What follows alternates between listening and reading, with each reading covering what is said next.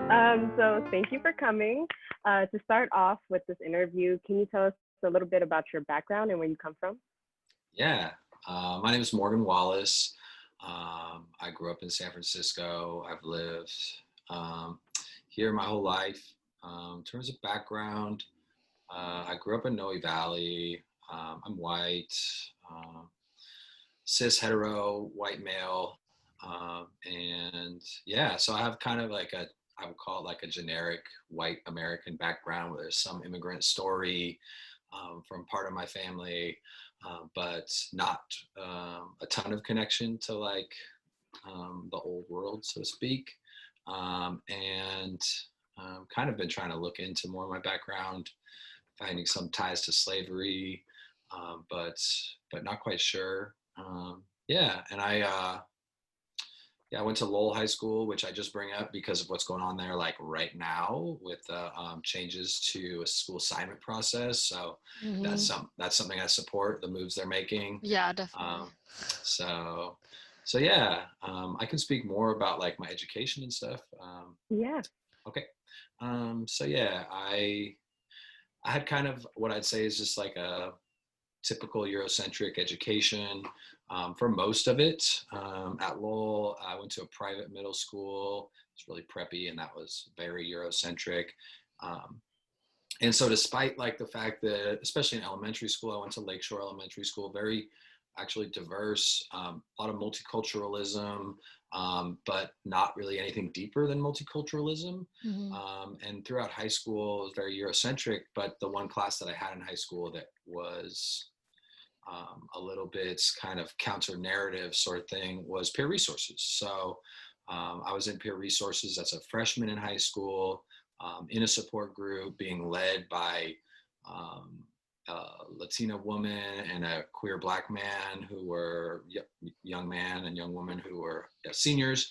And so like that was a big deal because I had always had white folks in leadership roles, and I had actually never really had many other youth in leadership roles. So there's kind of looking at like my relationship with race and also with like adultism and stuff there too, and who I respected Mm. and saw as resources to myself. And so that's something that was really impactful. Being part of peer resources was the only place in my education growing up where most of the parts of my identity were like decentered, and also um, was a really I had a deep relationship and identification with my peers in a way that I didn't have with other students, despite the fact that a lot of us identified very differently in that class. I was in peer Mhm. resources over like the 4 years at Lowell, and had some really great teachers, really great experiences. And then I went to UCSC, which is a really amazing place, uh, beautiful up in the redwoods, and that's where I kind of connected to ethnic studies. So I Mhm. was interested in history. Then I took some Latin American studies classes and some American studies classes.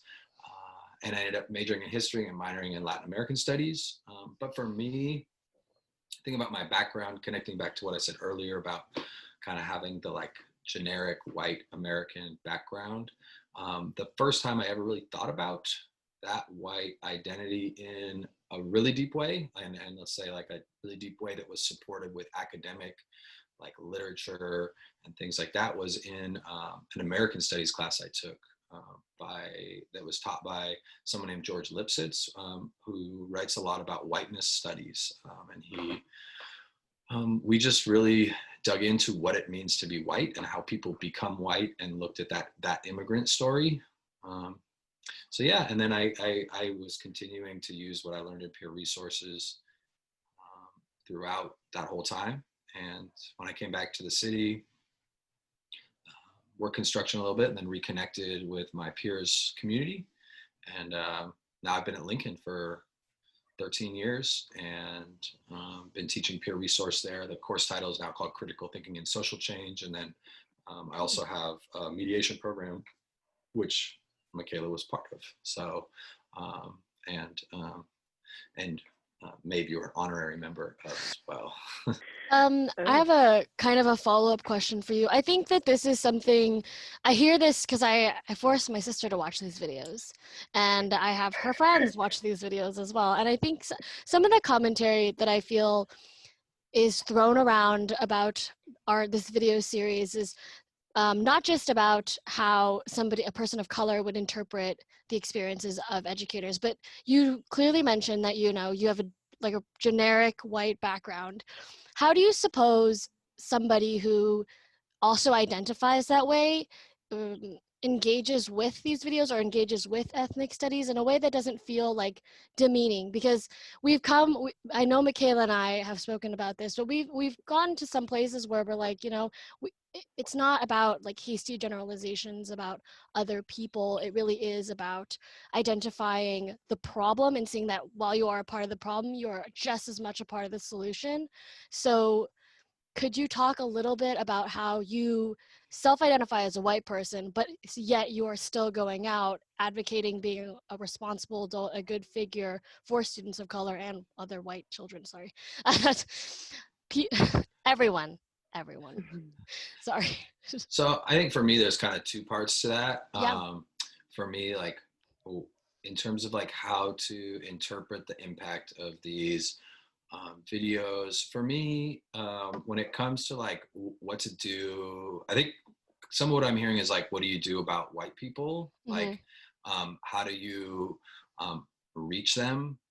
And I think that should fall to like white folks. And so that's like part of my role, is doing that work. And there's a lot of reasons for that. But one of the reasons is when it comes to this work, obviously it doesn't mean that white folks are over here and they're only interacting with white folks and talking about race, because that's problematic. But white folks have training wheels on still, right? They when we talk about issues of racism, and my role at Lincoln as a teacher,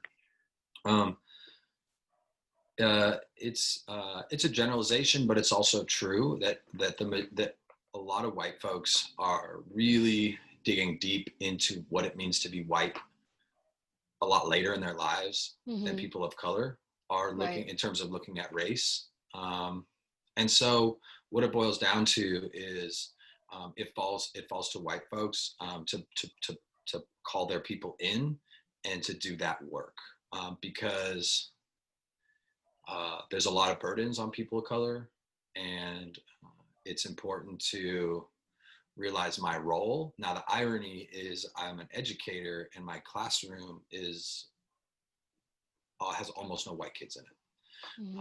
And there's a lot of reasons for that.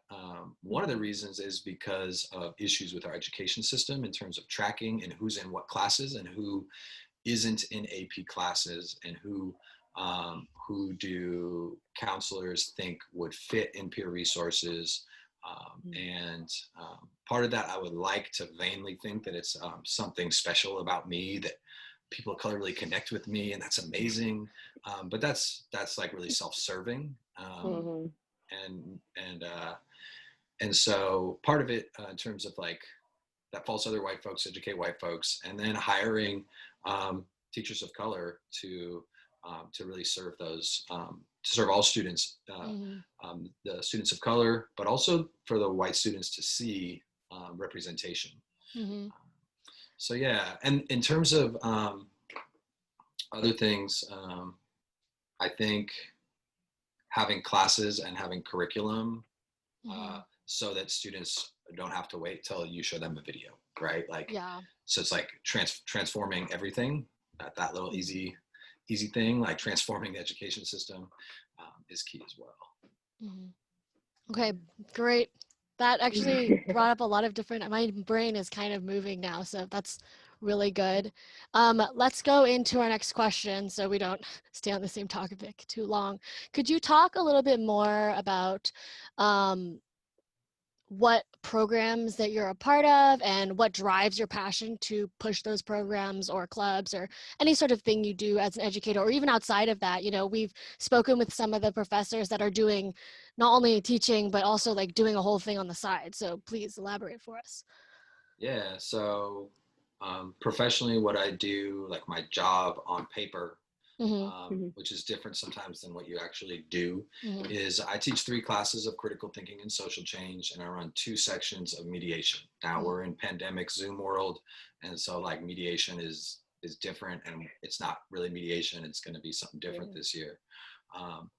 But that's like my job. What drives me as an educator is working with young people. I just really, I like, out of very like unrelated to education, I love young folks. Sometimes people will say super adultist stuff like, how do you work with high school students? And I'm always like, how do you work with adults, right? Like adults drive me crazy. You know, I just try to flip it on them. But yeah, I think what drives me is working with youth and the work that I've seen my students do.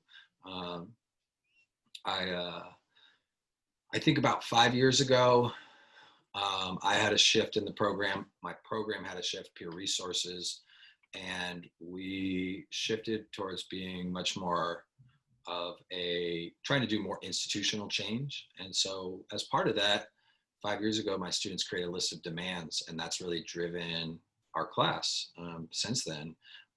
And one of those demands was specifically at Lincoln to increase the amount of ethnic studies classes at Lincoln. So as it relates to ethnic studies, that's something that still drives my class all the way through to the work that you're doing right now, right?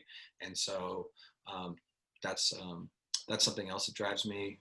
They actually name called Connie So. They got up in front of the whole school and held up signs with demands, including to fire racist teachers, which got a huge amount of backlash. We had one teacher who's since retired, thankfully, say, "What, Morgan, should we just fire all the white teachers?" And I was like, interesting how when you hear fire racist teachers, you think that they want to fire all the white teachers, you know? So there's kind of like looking at those demands and working with young people to do that, try to transform schools into institutions of justice centered around the true needs of like young people. And then I also, 2 years ago, last year I was on sabbatical. And so I wasn't teaching, I was traveling until COVID. But my sabbatical was very informed by the work I do. And I went to a lot of different places to learn about racial justice and colonialism, things like that. But I also run 2 years ago, and I haven't started it yet this year. I'm still working on it. I got to get it off the ground. A group called White Educators for Racial Justice at Lincoln. So I didn't know this.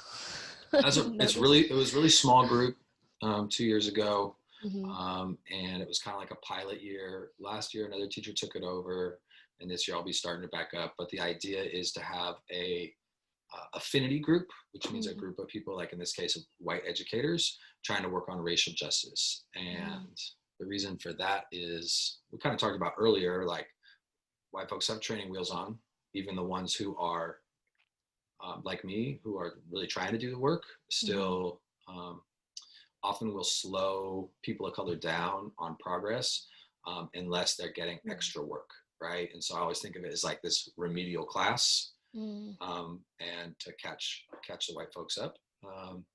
And so I run that group, and that group is a volunteer group. It's just like teachers can opt into it. And that's about looking at like yourself and identity and your whiteness, and then also hopefully trying to look at your teaching practices and how they uphold different facets of white supremacy. Got it. That's cool. I didn't know about the teacher group. Yeah. That's awesome. Yeah. So you mentioned how your peer resource class made a list of demands, and one of them was to have more ethnic studies classes at Lincoln. So our next question is kind of asking, do you see implementing ethnic studies as an appropriate and necessary response to current issues that we're facing today? And since it's on your list of demands, it seems like it is somewhat necessary, but can you expand a little more on that? Yeah, I mean, students need a place that specifically addresses race, racial justice, and all the other parts of identity, right? Students need to have that space because if they don't have it, they don't get that opportunity. And as much as having an ethnic studies based curriculum in a history class, like a US history class or a literature class or a biology class, you also need a space to dig deep into what it means to be who you are and to look at your own identity, and then to take some action and connect to other folks. So I think it is a very appropriate response, and I also think that it's like a yes and. It's like we need that and we need all these other things. So, but yes. Right.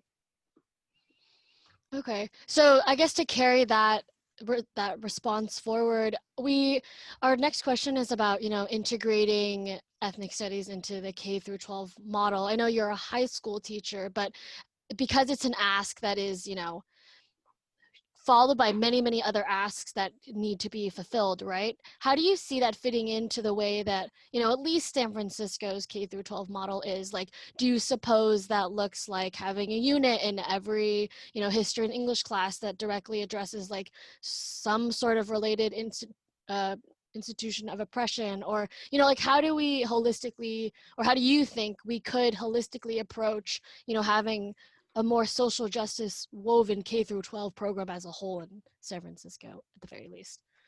I mean, I guess the place I start with is I have a 3-year-old daughter, right? Mm-hmm. And like Yeah. she's going to be in kindergarten soon, and she's super cute. I love her, and she's also like a little blonde hair, blue eye, white kid, and like she is gonna be treated as such, right? She's going to get a lot of privilege because of that. When we were traveling on sabbatical throughout the whole U.S., throughout Mexico and Europe, there's a lot of comments about her hair, right? There's a lot of, let's say in Mexico, for example, right? Like a lot of attention. And as much as I would love, once again, to be like, that's my wife and I created that. We're just amazing, right? It's also a product of white supremacy, the way those things are like lifted up. And so I think about her going into kindergarten and what messages she's going to get. And I really yearn for her to, and obviously I'm doing my own work with her. But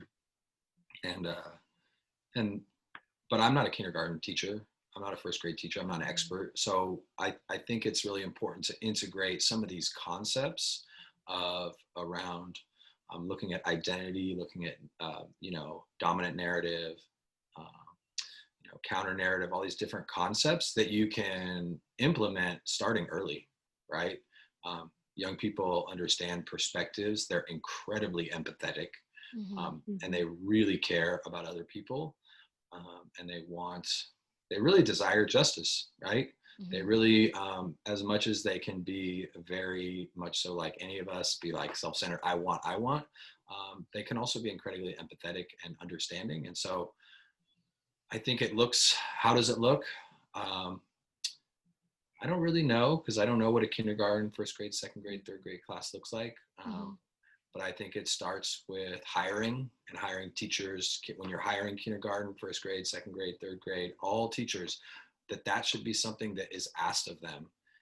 Just like you would want them to have like you want a math teacher to have a strong background in calculus, right? Or a strong background in geometry. It's like that is, because when it comes to trying to create change, personnel, like who we have in schools, who are the teachers, is kind of the most important thing, because once a teacher's in there for 5 years, they're probably in there for their whole life. So for me, it's hiring, it's supporting through amazing ethnic studies program like San Francisco's, through teacher training, and it's really hard. Yeah, I think you said something that really touched me, actually, and I felt was really powerful. You mentioned that, white people are forced to face these sort of racial injustices and issues with being a part of the majority much later in life. And I think that really opened my mind to the concept that that's why we have so many problems right now, because it's a lot of older people who like are just now meeting this, and then they've already kind of closed their mind, because as you grow older, you know, you go through things. That was a really big realization for me. So thank you, because that makes a lot more sense, because ethnic studies education doesn't need to be motivated by like some sort of, you know, behind the scenes racial justice. I mean, it is in its theory, but it can really just be like, hey, here's this piece of information. It doesn't need to be like charged by anything other than just like, let's introduce it now. I think that was really powerful. So thank you for saying that. Sure. Yeah. So moving forward, what do you think the biggest impediments to implementing an ethnic studies education will be moving forward? I think I just stole Makayla's question. So Makayla, you can take the last one as well. I think the biggest impediments, well, I brought up one is personnel, who are teachers, all right? Good. Who teachers are, right? Like, if we're not hiring teachers or requiring teachers or to catch up, or if we're not training teachers who want to be there but don't have the tools because they never got them, then we can't do it. So when it comes to hiring, it's one thing that I've seen shift at my high school at Lincoln, where you all went. When let's see, 5 years ago, the school was, I think it was 67% white teachers and 6% white students. Don't quote me on those numbers, but something around that. So it's like, yeah, it was really kind of, that disparity is right there, right? And so as the years have gone on, there's been more teachers with ethnic studies backgrounds, more teachers who are teachers of color. And I think that's really huge. So yeah, other issues, logistics, like scaling up, like how do you maintain quality? Like what if Peer Resources got like $1 billion and they were like, peer resources in every high school in California? It'd be like, how do we do this? Who do we hire? So that gets really hard, and that's not something I'm an expert on. But I know that San Francisco Peer Resources is really, or sorry, San Francisco Ethnic Studies is really conscious of that. And then lastly, like, as anti-racism is more mainstreamed in a lot of ways, it is like, as forces evolve that are anti-racist, forces are evolving that are racist, right? Right. And so it's not the path of progress is not linear, and we are not just moving towards this perfect racial justice utopia. And so, I mean, look at what's happening with the Supreme Court, like this week, and we could have 45 for another 4 years. I mean, we'll see. And so there is that swing of the pendulum as well, and that constant evolution of like racist forces. Whether you look at, slavery, towards Jim Crow, towards mass incarceration, right? As we move forward, it's both forces evolve. One thing that I was kind of curious about, who were you trained by as an educator? Like, who was your master teacher? Because Bruna Lee actually brought up the importance of like training these teachers, right? So do you mind breaking that down for us a little bit? Yeah, so number one, I wasn't really trained very well. Oh, okay. I think like by the official ways I was supposed to be trained, like through my SF State credential program, there's some great people coming out of there, but the work that I got on this came from Peer Resources, which there's only like 15 of us in the district, right? So when I think about like, I have that constant support. This year's different, but I've had 13 years of going to like 3 all-day trainings on these issues and pushing myself as an educator. So my trainings come from Peer Resources, and it's come from work I've done on my own, come from travel. But in terms of my formal official credential training, Whoa. yeah, I mean, that was 14 years ago, so I would hope things would be different now. But that was in 2006 or something like that. Yeah, so. For that was not the answer that I was expecting. What about Makayla? Was that the answer you were expecting? Trying to catch her lag up a little bit. Yeah, you're lagging. Like hard. Can't hear you, Makayla. My Wi-Fi is like cutting out, so yeah, I didn't hear Morgan's last. Oh, she dropped. And then there were two. Okay. Basically, Morgan has no training. He's just this Buddha baby that popped out, and he's just so racially conscious, and he just delivers only good things ever, ever, ever. How does that make you feel? Make me feel inferior. You didn't receive any training? That's really surprising. Basically, it's well, I mean,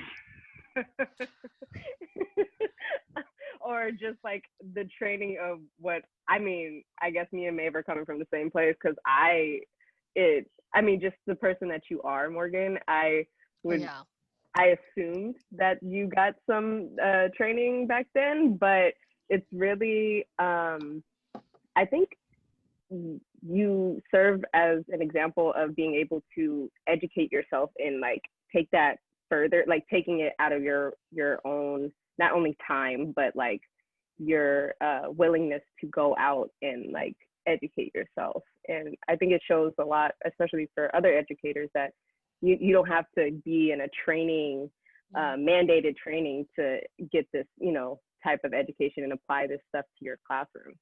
Mm-hmm. Yeah, and I speak a little bit like in general. I received some training through SF State around that, but really most of my trainings come through peer resources and their professional development, which most folks don't get. Wow, right. So there's no need to be modest. I'm actually I think that's a very good insight, because I know people who want to be teachers are watching this. And Bruna did bring it up. It was a large topic that we spoke about. So yeah, I mean, USF has an amazing program. Stanford has an amazing program, both which are like really pushing boundaries. And we're getting a lot of great folks out of there. If you can get into there with some financial aid, because otherwise, the debt will stack up. Yeah, so yeah, I know it's kind of a weird thing that you could become a teacher and not be forced to really learn deeply about that. But there's a teacher shortage. If you pay teachers more, you could make them jump through more hoops to get into education and kind of force folks to be better. But yeah. Right. Snaps to you, Morgan. Go off peer resources. Right? Good job. White folks getting praised for being white folks getting praised for being like average. I think it's impressive. Classic. I think it's impressive. Classic. I think Classic. it's impressive. Yeah. Don't take that away from me. I knew he was gonna go there. I know, right? I already knew it, but it's a good reminder. So we got you, Morgan. So our last question is, how do you suggest students like us and people that are going to be watching this video and hopefully our past videos, how do you think that they can practice ethnic studies values on a daily basis? Well, first off, I did check out the first video. If there's anybody just watching this one, you should check out Nikhil's, because it's amazing. I haven't had time to check out the second one yet, but shout out to the work that you all are doing, which I didn't talk about yet, and something we should address right after this question, because that's really kind of the meta picture here, is like the work you're doing, like started in your conversations, which were happening in peer resources. But okay, let's come back to that. How do you do that, right? I think, well, to like marry those two items, those two concepts, like Maeve was not in peer resources. Maeve was was a TA for AP English. Yes, you're a TA, and you go do your thing, and you come to peer resources, and you'd kind of like have and mediators. Your friends happen to be the mediators, and it was a place where folks got to be humanized. And so, to answer your question, like, what does it look like on a daily basis? I think like the basic thing, which I think some people roll their eyes at, and that is BS, is that you need to humanize yourself and others, right? And not to see others as others. And for white folks to give up their defensiveness, to not, yeah, I think defensiveness is the number one reaction, which I am guilty of, for sure. But that's something like, because as soon as you're defensive, the conversation stops, and the listening stops, and the communication stops. And to let others lead, I think, is another big thing. So that's something I strive for. It's difficult this year in Zoom worlds, school, but like letting students take the lead. And so like when students are like, I want to focus on doing this, expanding ethnic studies at Lincoln, to let those students make a meeting, go find it, to trust others' support, but trust that other folks know what they're doing, and support them in what they want. So yes, that was kind of a long answer, but yeah, just to reconnect it, like you all started having these, I don't want to take credit for it, but You're part of our superhero origin story. I'm just letting you know that was You in one of are. our business pitches when we were trying to make some partnerships. We were like, yeah, this dude, Morgan Wallace. So I'm just thinking of different like superhero origin stories now. So I'm not like the ooze from the Ninja Turtles, right? I'm not the ooze. I'm not the like radio. Okay. I think you're the experiment for Bruce Banner. You were just like the thing that we were kind of poking and prodding at, and then just kind of like became something we weren't really expecting. So I think where was I going with that? Sorry. You all started in peer resources, and then it blossomed into something much bigger. It blossomed from like something that Jonathan was working on, a mosaic, which is still there and is beautiful, even though the school is not open. It's so beautiful. And other students were running an open mic, focused on newcomer stories and things like that. And there's another. This is all in one class, and the other group of the class was meeting with district decision makers, gatekeepers, to try to push and open up ethnic studies. Sometimes I use them. Push ethnic studies at Lincoln in the district to expand, and to open up. And so that has since blossomed into this, which I have nothing to do with, right? Like I'm not, which I think is the ideal in terms of like the idea of like planting that seed. And I didn't start what I do, right? The idea that it becomes something that is happening organically, and that is a movement and not an assignment. Yeah. That's awesome. Yeah. I really like your point about humanizing people. I definitely think that is something that can very much be worked on in all classroom settings. Yeah. Anywhere. And it's also, it's always hard to, and because sometimes like there's kind of this false thing where like, well, what about, we have to treat the other people like, you know, like to humanize folks who are being actively oppressive is always this like, sometimes it becomes like a code. So instead of saying, well, there's these racist forces in America, you talk about like the white working class, right? And so there's ways that like that racist people get humanized as well. Not that humanization is not the goal, but it's like humanization and accountability. Yeah, just tack that on the end. Yep. Thank you for the interview.